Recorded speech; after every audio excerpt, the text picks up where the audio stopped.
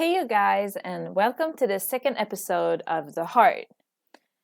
In the first video, we talked briefly about the anatomical structure of the heart, which is important for your understanding of this video.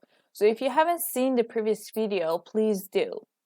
In this video, we are going to focus on how to interpret the ECG, which is the electrocardiogram. Reading and understanding the ECG is quite complex and takes years of practice.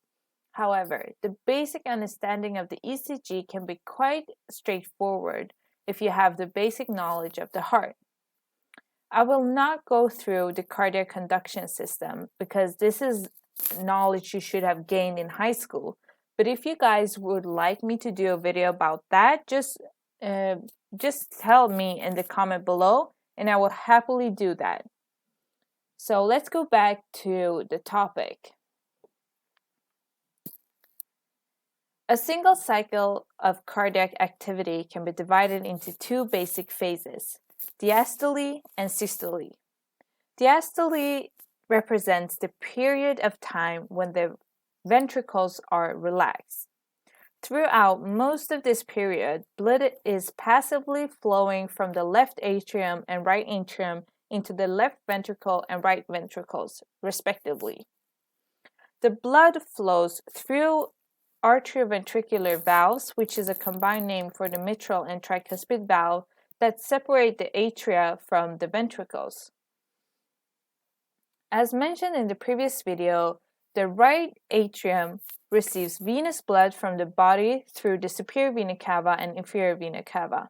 The left atrium receives oxygenated blood from the lungs through 4 pulmonary veins that enter the left atrium. At the end of the diastole, both atrium contracts, which propels an additional amount of blood into the ventricles.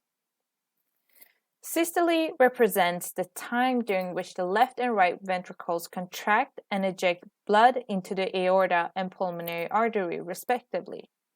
During systole, the aortic and pulmonic valves open to permit ejection into the aorta and pulmonary artery. The atrioventricular valves are closed during systole. Therefore, no blood is entering the ventricles. However, blood continues to enter the atria through the vena cava and pulmonary veins. An ECG is tracing of the electrical activity that is taking place within the heart.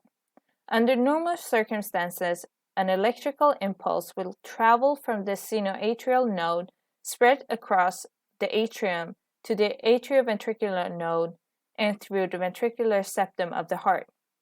This electrical impulse causes the 4 chambers of the heart to contract and relax in a coordinate fashion. Studying these electrical impulses allows us to understand how the heart is functioning. So now we're going to take a look at the first wave, which is called the P wave. The P wave represents the depolarization of the left and right atrium and also corresponds to the atrial contraction. Strictly speaking, the atria contracts a split second after the P wave begins. Because it is so small, atrial repolarization is usually not visible on the ECG.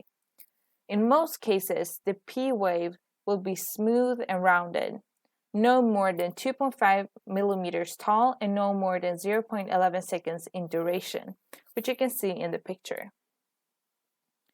The QRS complex, which is this one, starting here and ending here. It's this whole complex right here.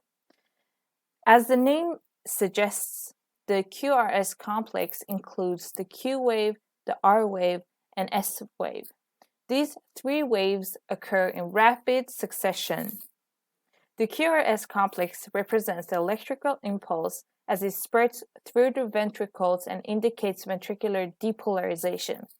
As with the P wave, the QRS complex starts just before ventricular contraction. It is important to recognize that not every QRS complex will contain Q, R, and S waves. The convention is that the Q wave is always negative and the R wave is the first positive wave of the complex. In the negative, you can see that it goes down, and the positive, yeah, you get that part. If the QRS complex only includes an upward deflection, then it is an R wave. The S wave is the first negative deflection after an R wave.